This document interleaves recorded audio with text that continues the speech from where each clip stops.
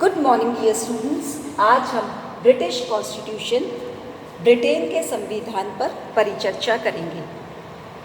मैंने अपने पिछले व्याख्यान में आपको बताया था कि ब्रिटेन का जो संविधान है वो अलिखित संविधान है, उसका विकास हुआ है और पिछले 1400 वर्षों में जो वहाँ पर डेवलपमेंट्स हुए ब्रिटेन में, उन डेवलपमेंट्स का परिणाम है ब्रिटेन का संविधान।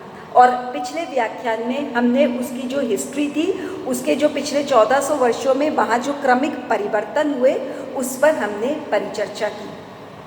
तो जैसे मैंने अभी आपको कहा कि ब्रिटेन का संविधान लिखित नहीं है। किसी एक समय विशेष पर संविधान निर्मात्री सभा के द्वारा ब्रिटेन के संविधान का निर्माण नहीं हुआ।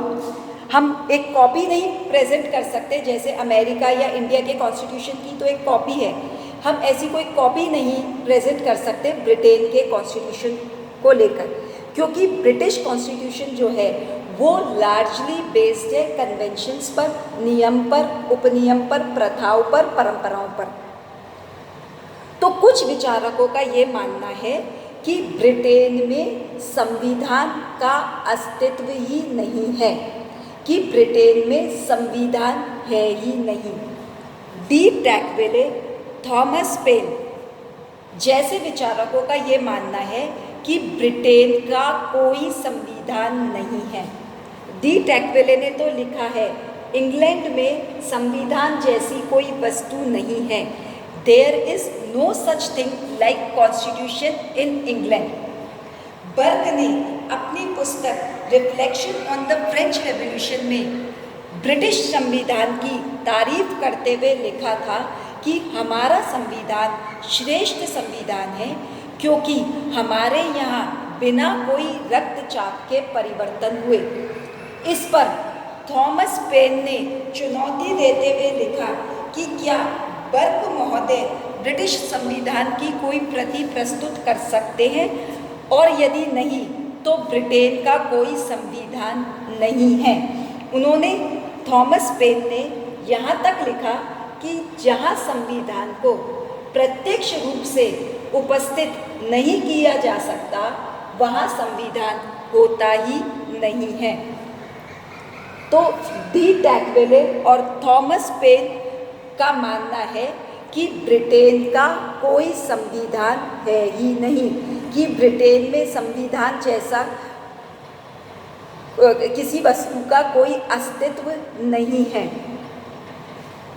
इनका जो तर्क है, डी टैकविले या थॉमस पेन का जो तर्क है वो सही नहीं है।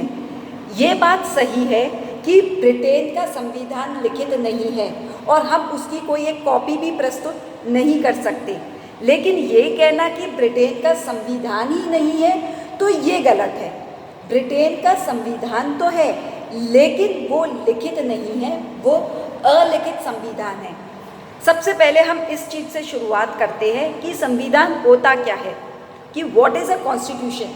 तो संविधान जो है वह एक प्रलेख है जो नियम, उपनियम, प्रथा, परंपराओं पर आधारित होता है, जो सरकार चलाने का मेजर बेसिस होती है, सरकार चलाने का प्रमुख आधार होती है, सरकार का प्रमुख आधार होती है, और जिस पर जनता की आस्था हो।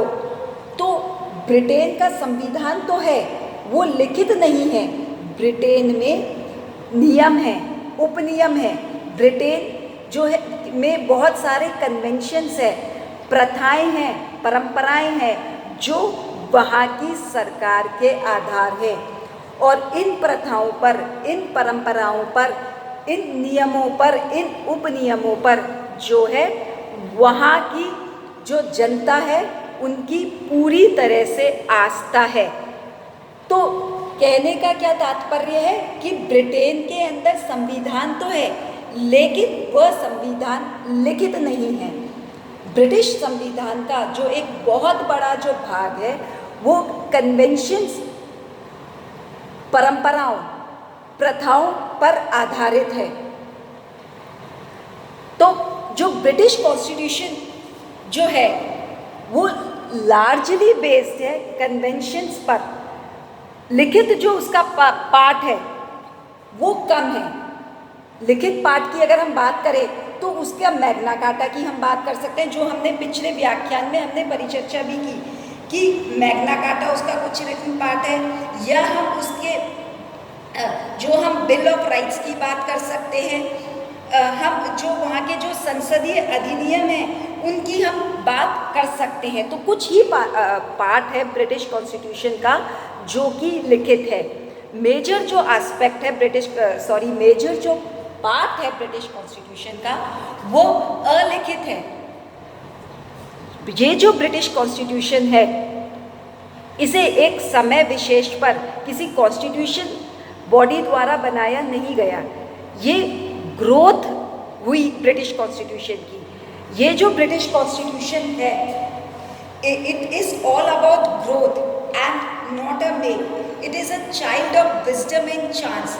ये जो है ये संयोग और विवेक का शिशु है।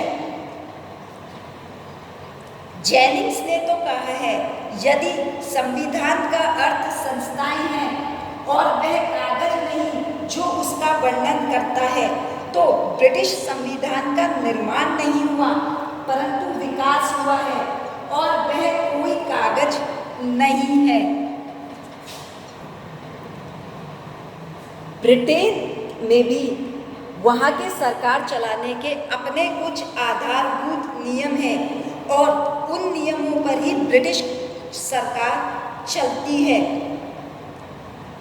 ऑगवर सिंह ने तो यहाँ तक कहा है कि यह निश्चित है कि डी टैक्विले और पेन के समय से काफ़ी पहले इंग्लैंड में संविधान था।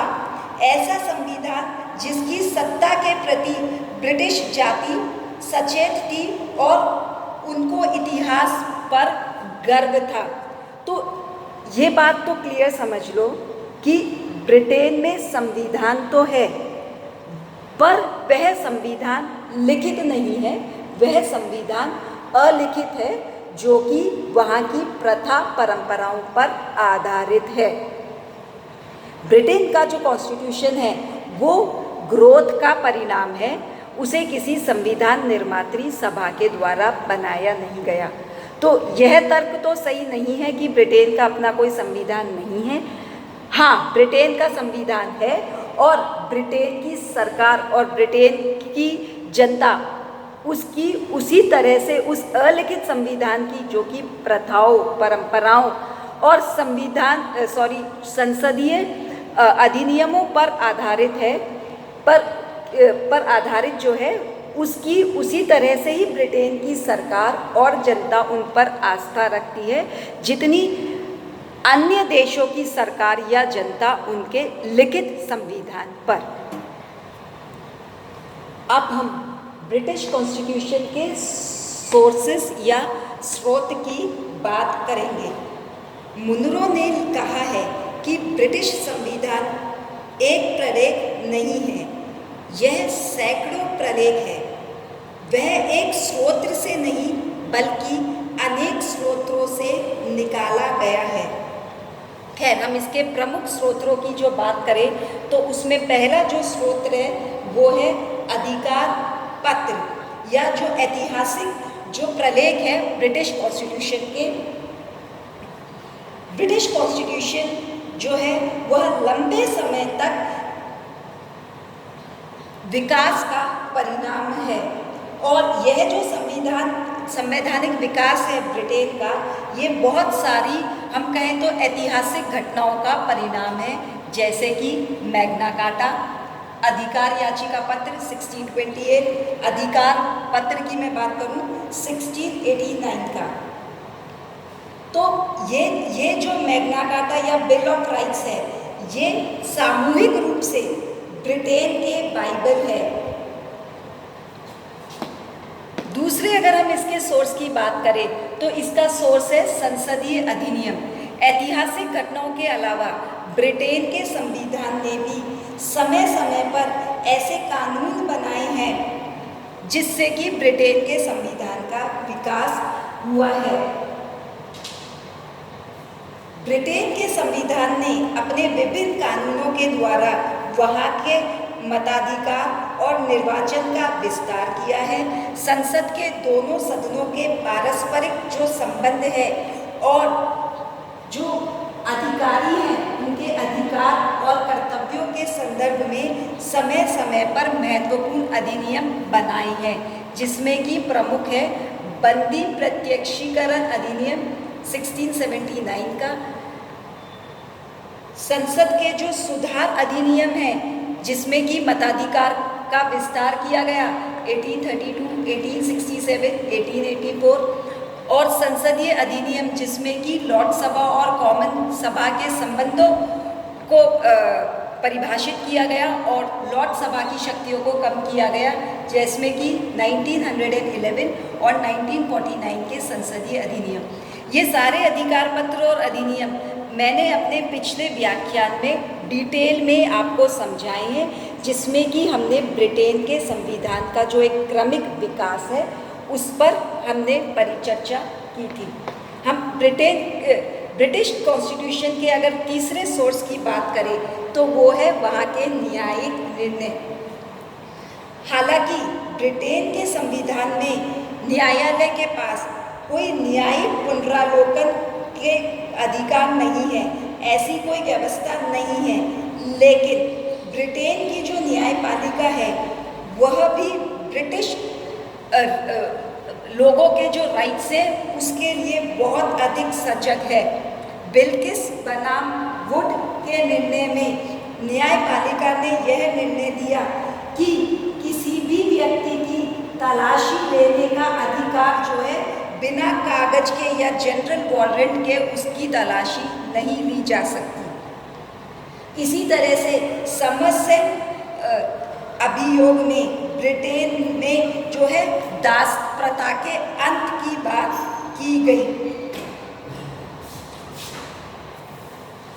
ब्रिटेन के संविधान के अन्य स्रोतों की बात करें तो उसमें अगला स्रोत है वहाँ की सामान्य विधि या कॉमन लॉ। मुनरो के अनुसार कॉमन लॉ से तात्पर्य है वह नियम जो संसद के प्रयत्न के बिना ही उत्पन्न हो गए और जिन्हें समय के साथ साथ वहाँ की न्यायालय और जनता ने स्वीकार किया है। यानी यह जो कॉमन लॉ है यह रीति रिवाजों और परंपराओं पर आधारित है, जिसे बाद में वहाँ की जनता और न्यायपालिका द्वारा स्वीकार कर लिया गया है। इन सामान्य विधि के अंदर अगर हम प्रमुख सामान्य विधि की बात करें तो सम्राट के विशेष अधिकार, संसद की सर्वोच्चता, फौजदारी मामलों में जूरी व्यवस्था, ब्रिटेन के लोगों को विचार व्यक्त करने की स्वतंत्रता आदि जो है वह ब्रिटेन के सामान्य विधि या कॉमन लॉ के अंतर्गत आते हैं। अगले स्रोत की बात करें तो वो है ब्रिटेन में प्रथाएं और परंपराएं। वहाँ की परंपराएं देखो, ब्रिटिश पीपल जो है, ब्रिटेन के जो लोग हैं वो काफ़ी रूढ़िवादी है। उन्हें वह अपनी प्रथाओं और परंपराओं से बहुत अधिक प्रभावित हैं और उसे निभाते भी हैं। यह कहना भी मतलब एग्जैगरेटेड नहीं होगा कि ब्रिटेन के जो संविधान की जो आत्मा है वो वहाँ के प्रथाओं और परंपराओं पर आधारित है। ये जो प्रथाएं और परंपराएं हैं ये अनरिटन हैं, अलिखित हैं, लेकिन फिर भी इन्हें जो है एक लिखित कानून के समान ही इन्हें मान्यता प्राप्त है। ये जो प्रथाएं और परंपराएं हैं ये किसी के द्वारा बनाई नहीं गई, यह तो संयोगवश ही उत्पन्न हो गई, लेकिन इनकी पालना किसी लिखित कानून के समान ही की जा रही है। अगर हम प्रमुख परंपराओं की बात करें, ब्रिटिश कॉन्स्टिट्यूशन की प्रमुख परंपराएं, तो उसमें सम्राट द्वारा मंत्रिमंडल की बैठक की अध्यक्षता नहीं करना। मैंने मेरे पिछले व्याख्यान में आपको बताया था कि चूँकि राजा को इंग्लिश नहीं आती थी तो उन्होंने रॉबर्ट गोल्पोर को नियुक्त करा। तो ये एक परंपरा बन गई उसके बाद कि जो राजा है वो अब मंत्रिमंडल की बैठक अटेंड नहीं करता। और जो वॉलपोर था, या मैं कहूँ तो इसने जो है लेटर ऑन प्रधानमंत्री के पद की जो है वो शुरुआत कर दी। इसी तरह से कॉमन सभा का जो बहुदल का जो नेता होता है उसे ही राजा जो है प्रधानमंत्री बनाता है। कॉमन सभा का जो स्पीकर होता है वह न्यूट्रल रहता है और स्पीकर बनने के बाद वह राजनीति से अवकाश ले लेता है। तो ये जो परंपराएं हैं वो ब्रिटिश कॉन्स्टिट्यूशन का एक बहुत इम्पोर्टेंट सोर्स है। नेक्स्ट सोर्स की हम बात करें तो संविधान पर टीकाएं। विभिन्न विचारकों द्वारा समय समय पर ब्रिटिश कॉन्स्टिट्यूशन पर कमेंट्रीज लिखी गई हैं, उस पर टीकाएं लिखी गई हैं। ये जो कमेंट्रीज हैं ये ब्रिटिश कॉन्स्टिट्यूशन का मेजर सोर्स है। प्रमुख अगर हम टीकाओं की बात करें तो डाइसी की लॉ ऑफ द कॉन्स्टिट्यूशन, जिसमें उन्होंने रूल ऑफ लॉ की बात की है। डाइसी ने अपनी पुस्तक लॉ ऑफ कॉन्स्टिट्यूशन में ये बात कही है कि ब्रिटेन में रूल ऑफ लॉ को स्वीकार किया जाता है। तो डाइसी की law of the constitution, Bagehot की इंग्लिश कॉन्स्टिट्यूशन, अस्किन में की law and custom of the constitution. तो आज हमने ब्रिटिश कॉन्स्टिट्यूशन के मेजर सोर्सेस की बात की कि कौन कौन से मेजर सोर्सेस हैं ब्रिटिश कॉन्स्टिट्यूशन के। तो उसमें जिन प्रमुख सोर्सेस की हमने बात की वो अधिकार पत्र, संसद द्वारा पारित विभिन्न अधिनियम, वहाँ की न्यायालय द्वारा दिए गए निर्णय, सामान्य विधि, प्रथाएं एवं परंपराएं और संविधान पर टीकाएं। आशा करती हूँ आज का जो मेरा व्याख्यान है आपको समझ में आया होगा।